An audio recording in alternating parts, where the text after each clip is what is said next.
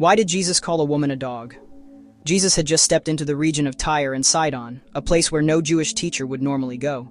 His disciples walked beside him, likely confused about why they were here. But Jesus always had a reason. Then, from the crowd, a voice cut through the noise. "Lord, Son of David, have mercy on me. My daughter is suffering terribly from a demon." A woman, a Canaanite, fell at his feet, her eyes desperate, her hands trembling. She wasn't just asking, she was begging. To the Jews, Canaanites were outsiders, enemies, unclean. She had no place here, no right to ask anything from a Jewish Messiah. And yet, here she was, crying out for mercy. But Jesus? He said nothing. The disciples shifted uncomfortably. She kept pleading. They were getting annoyed. "Send her away, Lord.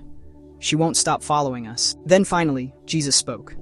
"I was sent only to the lost sheep of Israel." A clear statement, a boundary. The door was closing, but the woman refused to leave. Instead, she did something shocking. She knelt before him.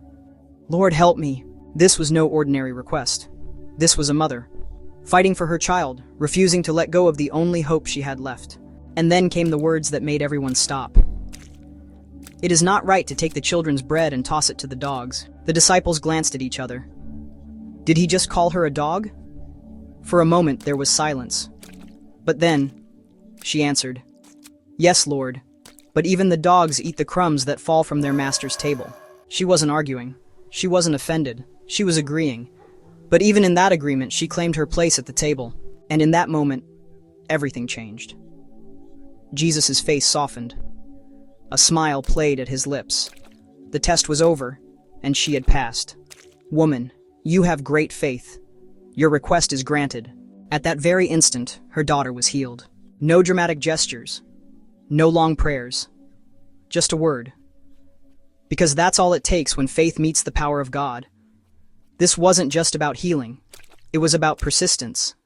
About faith that refuses to quit, even when it seems like God is silent. Because sometimes, God wants to see, will you give up or will you press in?